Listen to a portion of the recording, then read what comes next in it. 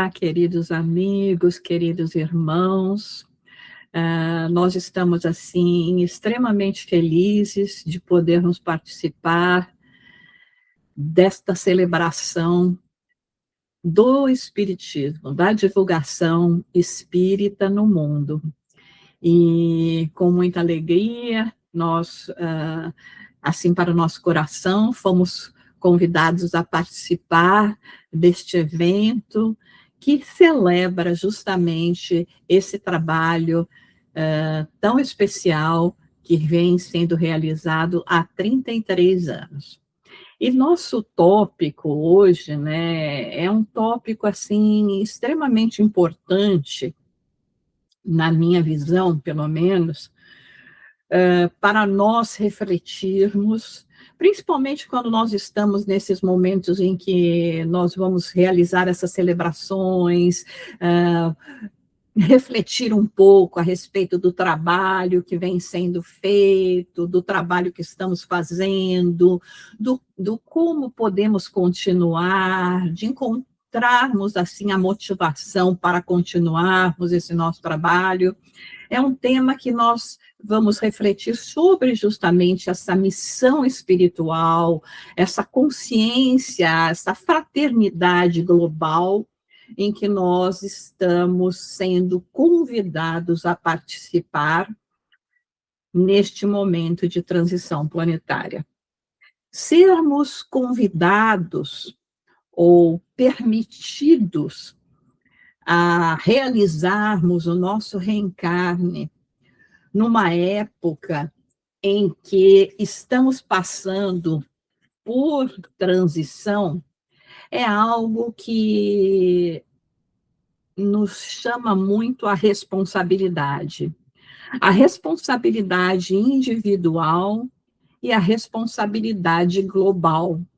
Então, nós vamos entrar nesse tema justamente como quem entra até num lugar sagrado, com respeito, com verdade, com disponibilidade interior, porque a gente vive nesse tempo que é um tempo curioso da história, um tempo até que parece contraditório.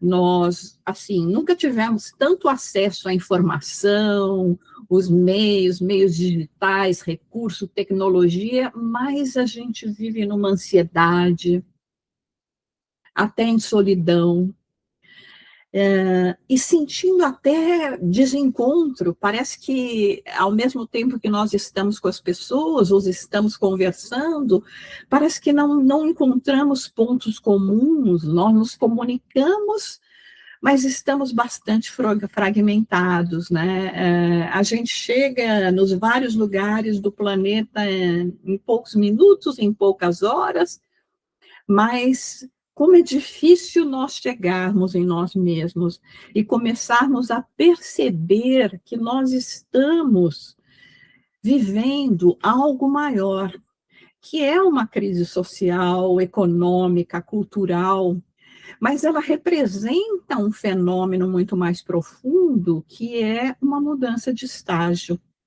essa mudança de consciência. E mudança, às vezes, não é uma palavra que nós gostamos. Quando fala de mudança, de reforma, de transformar, tudo que implica em nós admitirmos que o que vínhamos praticando até então podia estar até bom para a época em que estávamos praticando, mas agora vivemos novos paradigmas. Agora nós estamos no século XXI. E que tipo de humanidade que nós estamos tentando formar aqui na Terra? Para onde o nosso planeta nesse sentido, nós não estamos falando do globo, da parte da geológica, mas estamos falando essencialmente do planeta como casa que nos é cedido para nós realizarmos as nossas experiências. Então, é essa proposta, né, essa reflexão que nós temos que realizar, né? Quando eu falo de inovação, as pessoas falam, eu quero algo diferente, eu quero inovar, precisa mudar isso, aquilo, aquilo, aquilo, aquilo, mas como nós dissemos, mudar significa, muitas vezes, nós irmos contra nosso próprio orgulho. Desculpe.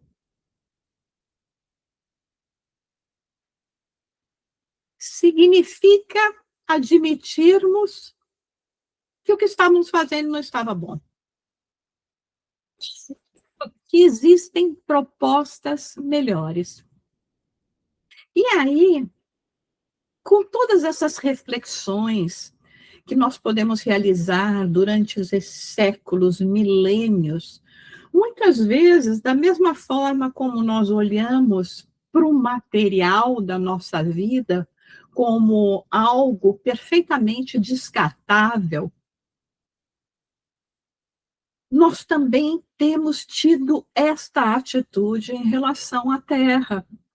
Nós olhamos a Terra como objeto, algo que eu posso explorar, que eu posso conquistar, que eu posso dominar, que vai ser objeto da nossa de disputa, que nós possamos realizar as guerras, que nós possamos realizar a exploração da terra sem pensarmos em consequência.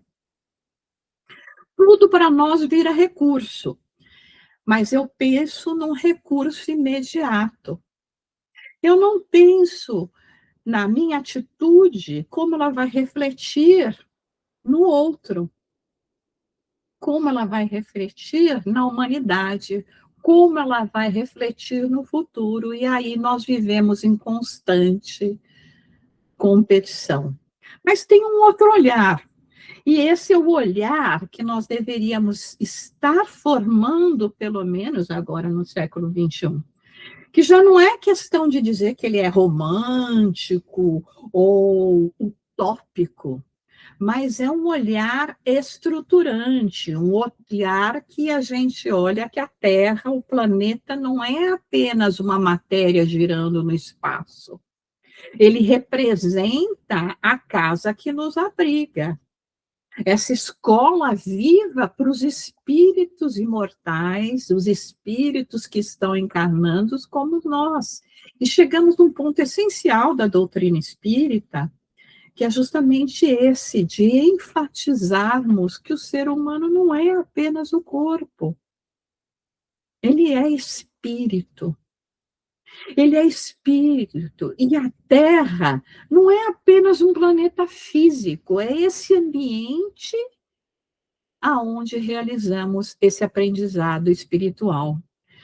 Allan Kardec, né, quando ele nos fala, especialmente no livro A Gênesis, né, quando trata dos tempos são chegados, mas quando vai falando sobre o planeta Terra, a evolução dos planetas, ele fala que o nosso planeta ele progride de acordo com a depuração dos espíritos que povoam ele.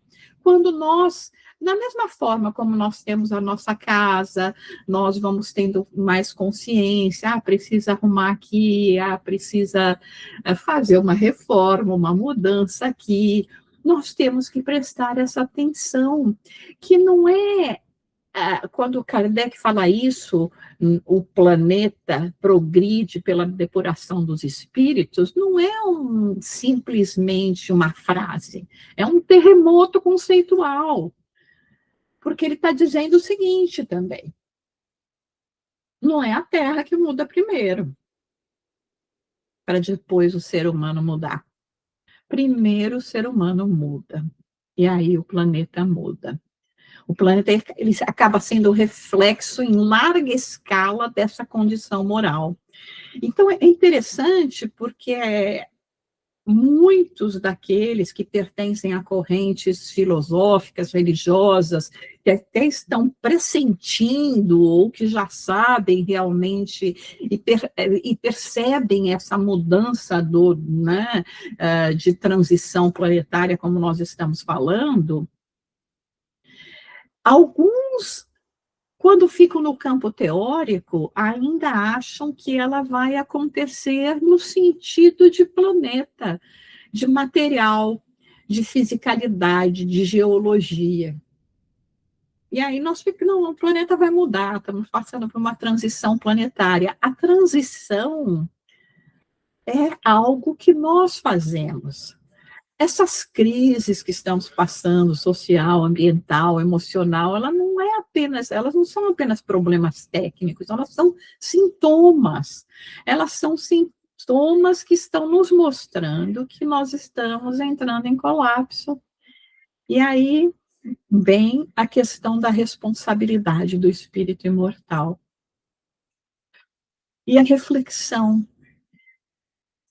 Se a Terra é uma casa, e se a casa, a moradia, reflete aquilo que os seus habitantes são, como é que nós vamos falar sobre a Terra hoje? Como não vamos realizar que, de uma certa forma, pelo menos, esses moradores estão moralmente adoecidos? E, com isso, eles estão negligenciando a casa. Aí entra a missão espiritual da Terra, porque essa escola tem uma finalidade, a casa tem um propósito, e não é apenas produzir inteligência, é produzir consciência. Não é produzir progresso material, é produzir progresso moral. Não é produzir civilização, é produzir fraternidade. Não importa nós estarmos e dizermos, vivemos num planeta de 8 bilhões de pessoas. E o que nós sentimos por essas 8 bilhões de pessoas? Será que, se nós buscarmos em nós sinceramente, você pode dizer que você ama completamente, de maneira não possessiva, egoísta, mais do que 8 pessoas? Então, é esse aprender a amar com responsabilidade que essa escola vem nos fornecendo. Como o Pai é misericordioso, não estamos aqui por acaso. Estamos em um planeta aonde encontramos ainda as provas, as expiações, as dores, os conflitos, as preparações, porque nossa escolha evolutiva tem sido a de nos desviarmos da lei. Todo caminho evolutivo, ele nos leva por desafios. Faz parte do aprendizado. Se eu vou aprender, eu tenho que aprender alguma coisa nova. Se essa coisa é nova, ela vai requerer um esforço, uma atenção, esse período de aprendizado da minha parte.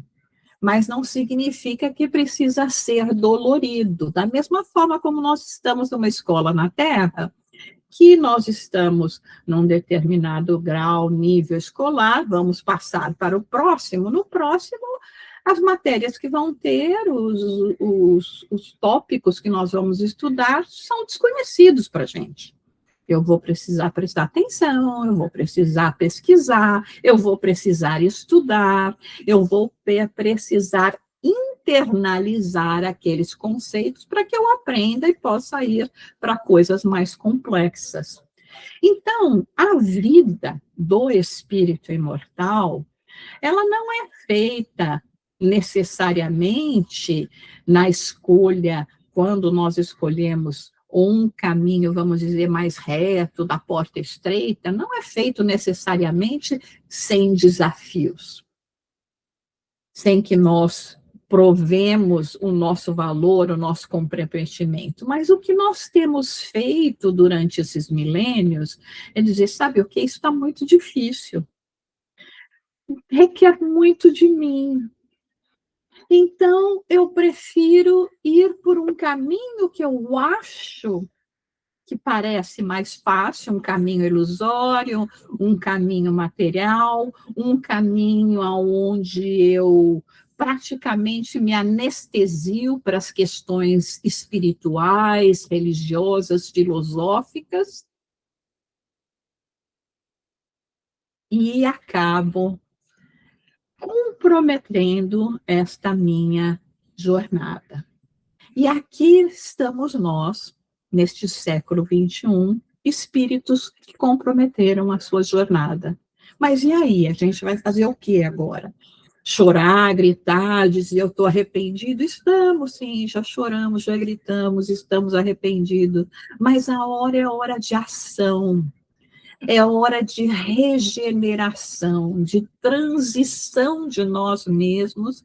E vamos ver o seguinte: regenerar não é chegar à perfeição, não é ter ausência de problema, não ele representa uma mudança de eixo, representa agora nós entrarmos num alinhamento aonde nós realizamos, puxa, eu poderia ter feito esse caminho de uma maneira mais natural, evitando complicações que agora eu lido com as consequências, mas o presente e o futuro me pertencem. E o que eu vou fazer com esse presente, com esse futuro? Hã? E ainda que a mudança seja individual, porque a responsabilidade ela é individual.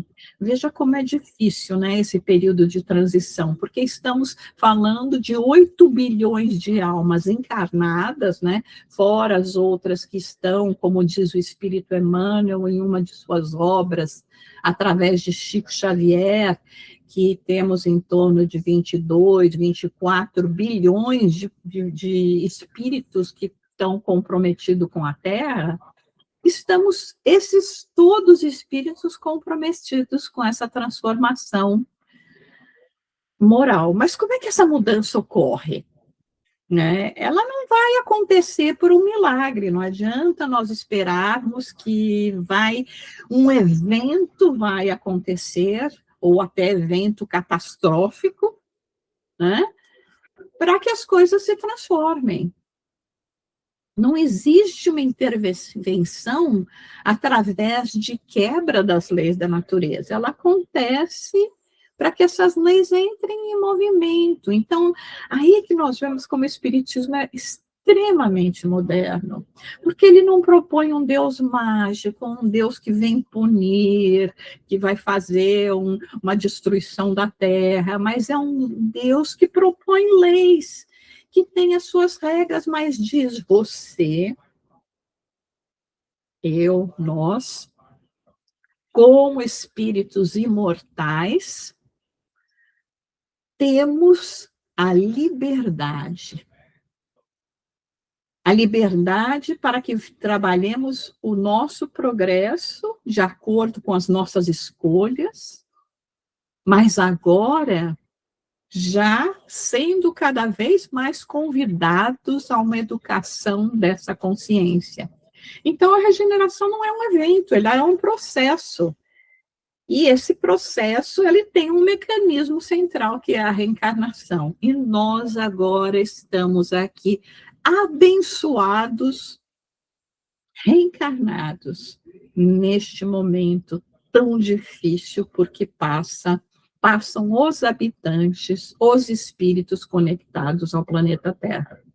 Às vezes a gente pode pensar, eu não queria estar encarnado nesse momento, não vejo a hora de voltar e viver no nosso lar, ou algo assim, alguma outra colônia. Mas faz parte do nosso crescimento, da nossa possibilidade, né, que foi nos oferecida, para que a gente possa ajudar nessa transformação, né? Então, veja que essa é uma jornada pedagógica, né? À medida que nós vamos mudando essa metodologia, porque as sociedades estão evoluindo, né? Quando falo sociedades, quando falo planeta, estou implicando, obviamente, os espíritos, né? eles estão cada vez mais maduros. Nós acabamos tendo que aprender e crescer um pouco mais pelos caminhos que nós escolhemos. E estamos nos preparando mais para um novo nível de consciência, né? Então, é importante quando nós pensamos aqui, né, a Terra regenerada, porque nós estamos falando da Terra, de uma consciência global, de uma fraternidade global, ela não se constrói com boas intenções. Não adianta a gente dizer, ah, não, eu quero que isso aconteça, ah, eu tenho crença, eu sou religioso. Não se trata de rótulos, não se trata de intelectualidade, se trata de ação, de consciência transformada, de consciência mais ampla, né? E essa reencarnação que nós estamos tendo também a oportunidade de receber nesses momentos espíritos mais maduros para nos ajudar nessa transição, né? Mas a gente não pode pensar, porque aí vai dizer, não, vem uma equipe de espíritos que é lá de Orion né, de outros planetas, né, de Orion e de Capela, de outras constelações que nós podemos citar, de Sírios, mas a gente pensa assim, vai vir aí uma elite espiritual, né?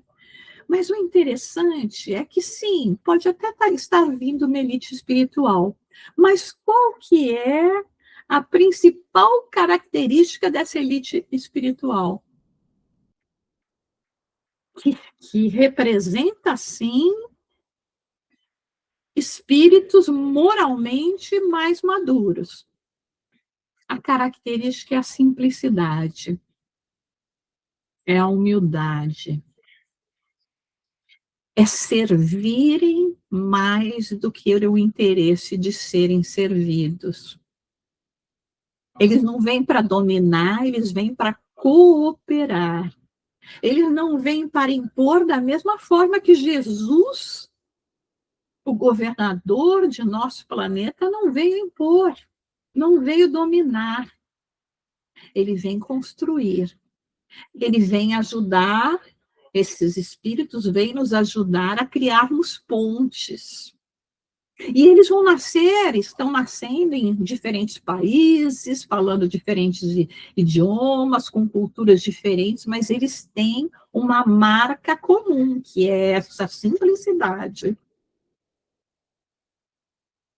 Esse desejo de servir e um incômodo com a indiferença. Uma dor que eles sentem diante da injustiça. Uma sede de sentido e uma sensibilidade à dor do outro. Na década de 50, numa ilha do Japão, em Koshima, eles foi feita, cientistas, né, eles começaram a observar uma colônia de macacos e eles começaram a dar a esses macacos, né, batata doce que estava suja de areia. E os macacos começaram a ficar muito felizes, eles gostavam muito da batata doce, mas eles detestavam a areia, né, botar areia na boca, né. E isso foi se repetindo, né? Eles aceitavam as batatas sujas de areia, mas eles mostravam assim, né, o desagrado de comer essa batata com areia. Até que uma jovem fêmea, né, chamada Imo, né, porque eles puseram os nomes lá nessa experiência que eles estavam observando, ela descobriu que ela podia lavar a batata num riacho que ficava ali perto. Então, ela chegou lá, lavou a batata, comeu e ficou uma delícia. Aí ela ensinou para sua mãe, para aqueles companheiros que estavam mais próximos, e, obviamente, né, lentamente, esse novo hábito foi se espalhando. Então, todos os macacos ali da ilha começaram a, né, opa, vem batata aí suja com areia, mas eu vou lavar minha batatinha e agora ela vai ficar uma delícia. Mas o fenômeno mais incrível que esses cientistas observaram foi que depois de um número específico, que um número específico de macacos aprendeu a lavar as batatas, né? Vamos dizer assim, um número hipotético que eles falaram lá de o 100º macaco, esse hábito saltou a barreira da ilha. Então, começaram a observar que em outras ilhas e até no continente lá do Japão, macacos que nunca tiveram contato com aquele grupo, né, onde tinha essa jovem fêmea macaca imo, começou a lavar suas batatas simultaneamente, dizendo então que a massa crítica havia sido atingida. Como é que nós entendemos isso do ponto de vista espiritual, né? Essa conexão espiritual que Kardec nos fala em A Gênese. Ele diz que quando ideias novas se propagam e que o tempo é chegado, é porque essas ideias estão no ar. E aí, então vejam, nós estamos vivendo uma época, uma possibilidade, onde nós entendemos a psicosfera espiritual do nosso planeta, e quando a gente resolve mudar de atitude, de um hábito moral, quando nós vencemos a inclinação de continuarmos mostrando mais e vivendo mais nas nossas imperfeições, né, e passamos a vivenciar mais as virtudes que a gente vem com dificuldade adquirindo, nós passamos a emitir uma vibração nova para o campo mental da Terra. Então, às vezes a gente fala, né, quando as pessoas, a gente chega e fala, puxa, mas não entra nessa vibração, né? Não pensa, existe tanto pessimismo na Terra, tanta crítica, parece que um tem mais pressa do que o outro para chegar e falar mal de alguma coisa ou julgar alguma coisa. A gente fala, mas eu sou apenas uma pessoa, que diferença que eu vou fazer, né?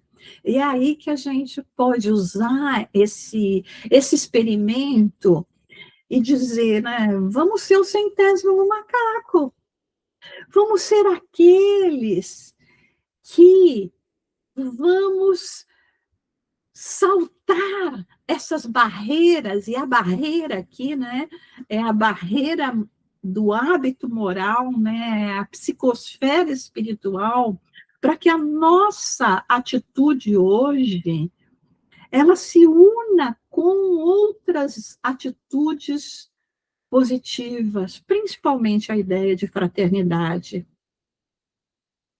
Enquanto nós não nos olharmos como seres humanos, com as mesmas possibilidades, filhos de um mesmo Criador, não alterarmos a frequência do nosso pensamento coletivo, nós não vamos ver essas mudanças.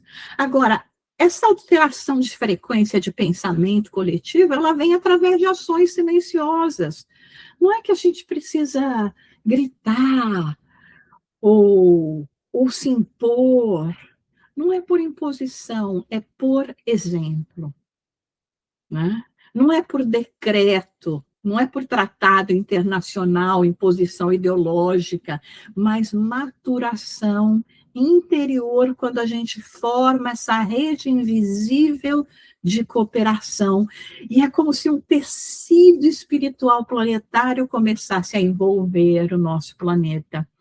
Eu nunca me esqueço, lendo a obra de André Luiz, quando ele faz uma das primeiras incursão aqui para o planeta Terra, e ele leva um choque, e eu levei esse mesmo choque quando eu li o que ele descrevia, que a Terra não era azul e branca, que ela era assim, meio um marrom, um escuro. E a gente pensa, nossa, o nosso planeta é tão lindo fisicamente quando nós olhamos esse azul e branco. E a nossa responsabilidade, como estávamos falando, né? Um planeta tão lindo, mas que nós envolvemos, ou temos envolvido até agora, em vibrações de baixa atitude moral e que cobrem essa perfeição da obra de Deus governada por Jesus. Mas essa vibração, ela vai mudar. O progresso é inevitável. Eu, muitas vezes, quando penso no meu papel, na minha responsabilidade como ser humano, como espírita, uma das coisas que eu mais rogo a Deus é que, se eu não puder ajudar, que eu pelo menos não atrapalhe. Porque nós temos muitos ainda que vivem em vibrações contrárias, antagônicas, criando dificuldades para esses que vêm à custa de muita dor, de muito sangue, suor e lágrimas, tentar construir um mundo de fraternidade, um mundo de igualdade, com ações de paz silenciosas, mas persistentes, muitas vezes invisíveis, criando pontes interreligiosas que não vão anular as diferenças, mas vai construir respeito, diálogos culturais que trocam num processo de escuta, entendimento, conhecimento. Nos jovens, qual a nossa responsabilidade com os jovens? Quando nós chegamos e dizemos, esse planeta não tem mais jeito, essa área de atuação que temos no nosso governo, na nossa economia, na nossa ciência, nos esportes, está tudo errado. O jovem fica numa posição de que o que vai acontecer comigo? Esses daí, na visão deles, daqui a pouco, né, nós já estamos indo embora, né? E eu vou ficar com tudo isso, com toda essa negatividade. Nós destruímos sonhos, destruímos as esperanças, as possibilidades. Se uma pessoa chega para a gente e fala, eu vou parar de beber, às vezes a gente chega e fala, o amigo chega e fala, você nunca vai conseguir. Eu vou parar de fazer fofoca. Você é a fofoqueira número 1. Em vez de a gente dizer, puxa, o que eu posso fazer para te ajudar? E sabe o quê? Eu também estou realizando que eu também preciso seguir nesse mesmo caminho que você está seguindo. Então, é por isso que nós falamos, né? Todo esse processo de transição, né, de renovação de consciência, de fraternidade global, ele não é fácil, ele nasce do desconforto, da crise. Né? É aqui que a gente usa a metáfora do parto, né? Que o parto ele vem precedido de contração. Contração dói, assusta, desorganiza, mas não é sinal de morte, é sinal de vida tentando nascer. Então, o mundo atual, ele está vivendo essas contrações morais, emocionais, sociais. Mas para quê? Né? Nós vemos que, através, né, de Sócrates, nós aprendemos essa maiêutica, né, a maiêutica socrática, que não oferece respostas, porque sabe o quê? Nós não gostamos de escutar as respostas dos outros. Nós temos que chegar à nossa própria conclusão. É por isso que, no Espiritismo, A racionalidade, o convite à fé raciocinada que Kardec nos propõe é extremamente importante, porque não é por decreto que as pessoas vão ficar mais espiritualizadas. Eu preciso, através desses questionamentos, o que eu sou, o que eu estou tentando fazer, eu estou contribuindo ou não?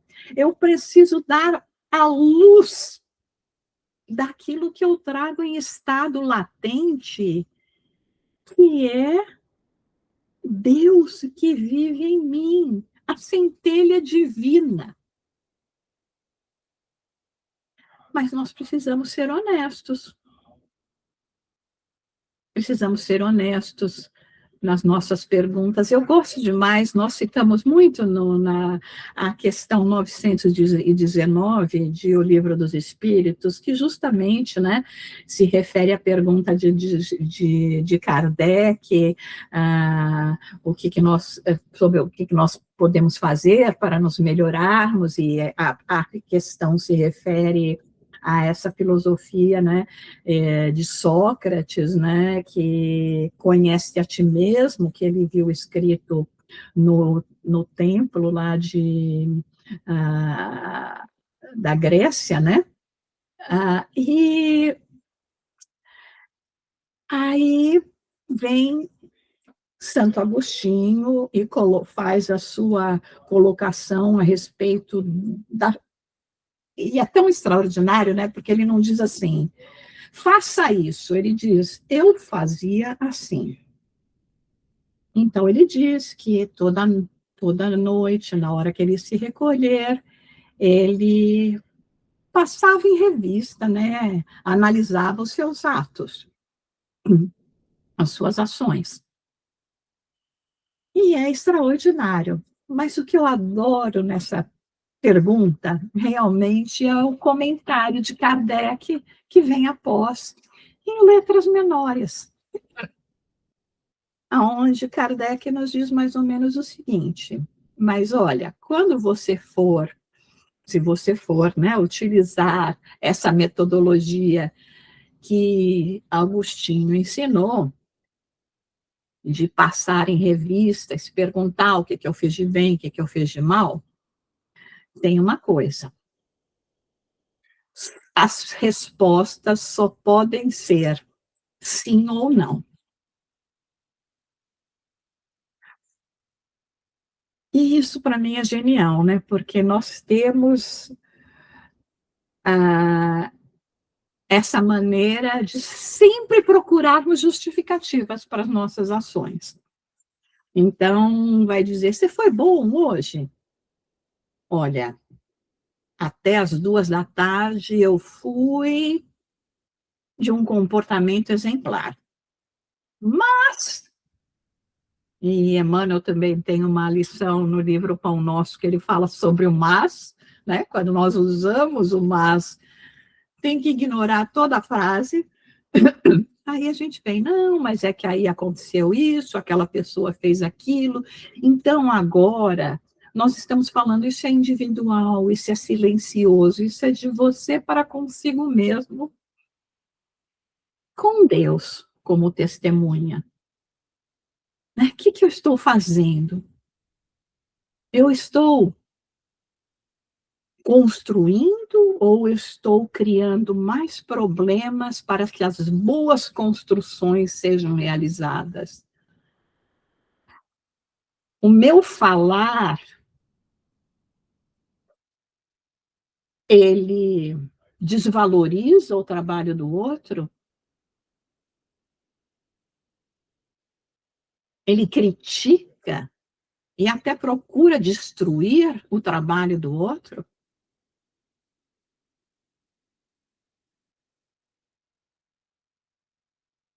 São questões que nós temos que nos perguntar, porque nós vamos ter que nos deparar com essa realidade, se não agora, no momento do nosso retorno à espiritualidade. Não é à toa que o espírito nobre Eurípides Barçanufo criou um sanatório somente para espíritas esperança, porque todos temos esperança, a lei é de progresso, porque chegamos lá e vamos ver que nós que fizemos, de repente, tanto por questões de ego, desfizemos muito mais, ou atrasamos muito mais o trabalho da obra na seara do Senhor. Então, nós estamos num processo, né, que a grande mente, o grande espírito, Carl Gustav Jung, espírito que estuda com a nossa benfeitora Joana de Ângeles, nos coloca, nós estamos num processo de individuação, aonde o nosso ego, que quer prevalecer, que quer apenas dar vazão à negatividade, eventualmente, que apenas está preso às questões da matéria, ou eu tenho que ser o número 1 no espiritismo, gente. O dia que a gente pensar que nem isso, desse jeito, a gente não pode nem dizer que é espírita.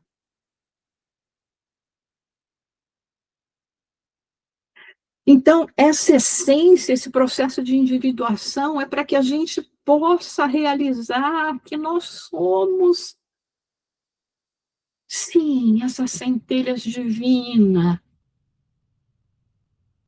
mas que nós só fazemos sentido quando trabalhamos em conjunto, quando compreendermos que a gente é parte de uma pecinha de um quebra-cabeça. Essa peça é preciosa, porque se não tiver essa pecinha pequena, menor que seja, a mais sem gracinha, mais sem cor, o quebra-cabeça não está completo. Ele não está perfeito. E só quando eu entendo que eu preciso me conectar com as outras peças, abraçar as outras peças, é que eu entendo o meu papel na obra divina. A benfeitora Joana de Ângeles fala sobre a questão da plenitude, não como uma perfeição idealizada, mas como essa integração do ser, entendendo o seu papel, e aí entendendo que a fraternidade global não é poesia, ela é lei evolutiva. E nós estamos vendo grandes movimentos agora no século XXI. O número de organizações não governamentais, sem fins lucrativos, que existem em nosso planeta hoje, trabalhos solitários, às vezes, que estão ocorrendo e nós não divulgamos tanto, mas estão ocorrendo. Porque esses espíritos, nós, ou alguns de nós já compreendemos que é momento de nós trazermos um novo paradigma para a nossa sociedade. O espiritismo, ele vem conversar com a psicologia, com a educação, com a saúde mental, a ciência, com a criança, com o jovem, com o adulto, e isso é extremamente importante, porque Kardec, ele não organizou o espiritismo para isolar as pessoas nas suas crenças, ele organizou para iluminar o pensamento humano com método, lógica, investigação, ética.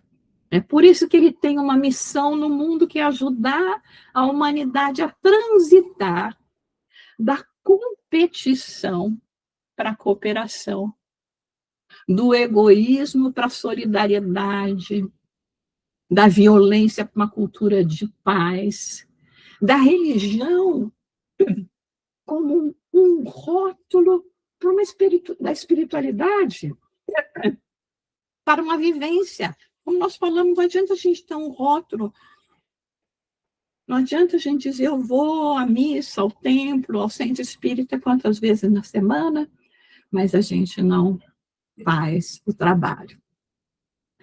Agora, nós gostaríamos de falar sobre a juventude, porque a juventude é um termômetro do futuro. E de uma maneira um pouco diferente, porque às vezes eu escuto as pessoas falarem assim: não, agora são os jovens que têm que fazer. Como se a gente já, sabe, agora eu me aposento, eu cruzo os braços, né? Quando a gente sabe que até o último suspiro nosso, nós podemos ainda estar crescendo e realizando. Mas, de uma certa forma, essa juventude tem acordado cedo. Eles não querem necessariamente só herdar o mundo, eles querem transformar o mundo como nós, quando mais jovens, queríamos fazer isso. Eles querem participar. Eles não querem apenas dizer eu sou espírita, eles querem viver o espiritismo. E nós, recentemente, na ocasião do 11º Congresso Espírita Mundial, realizamos o primeiro Congresso Espírita Mundial da Juventude, onde nós recebemos jovens de diferentes países, idiomas, culturas, que vieram construir juntos, vieram cantar, dialogar, servir, e foi algo extraordinário, né? Nós escutamos dos filhos de amigos nossos, né, dizendo, nossa, eles iam para lá porque foi realizado no Uruguai, jovens que foram no Brasil e não sabendo como é que eles iam se comunicar. Eu sei que depois de uma hora eles já se comunicavam, já estavam todos juntos, já estavam todos realizando esse trabalho maravilhoso, que é um trabalho de criar essa rede.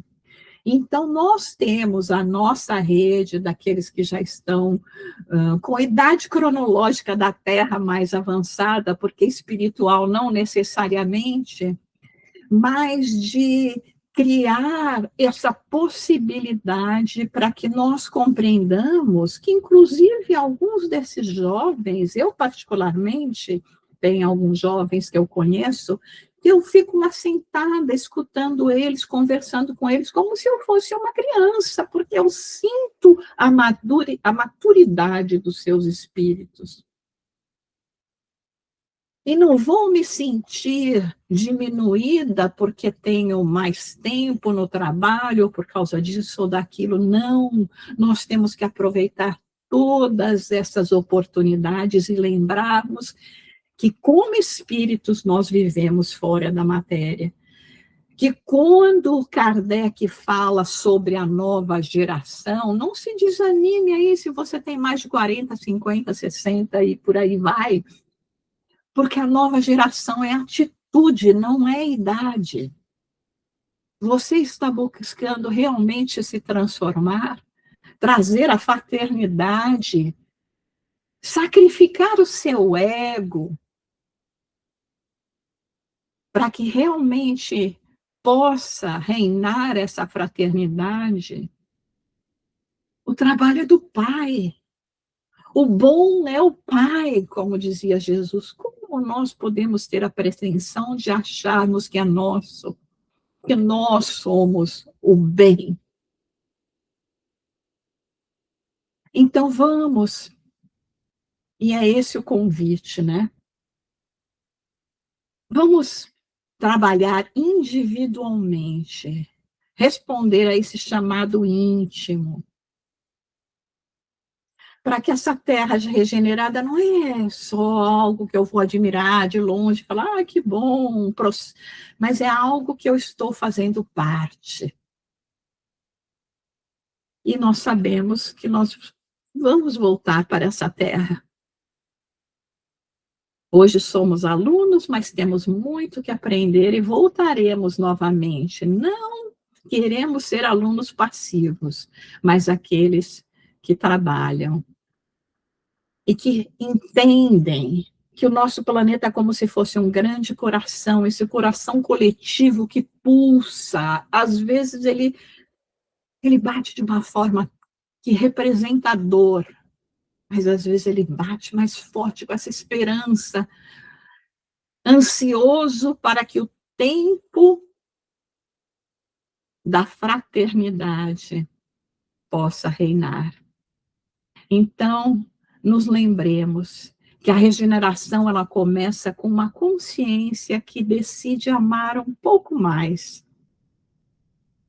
E aí vai puxando as outras nessa psicosfera mental, invisível, cadeia de solidariedade, mas real, que vai atravessando famílias, instituições, cidades, nações, e aí nós veremos a terra regenerada, sempre nos lembrando que o futuro não será construído por quem grita mais, mas por quem ama melhor. Que vocês, todos nós, possamos fazer parte dessa jornada, possamos caminhar, ainda com as nossas diferenças, lembrando que estamos aqui com uma mesma finalidade, seguindo os passos daquele que é caminho da verdade e da vida, nosso Mestre Jesus.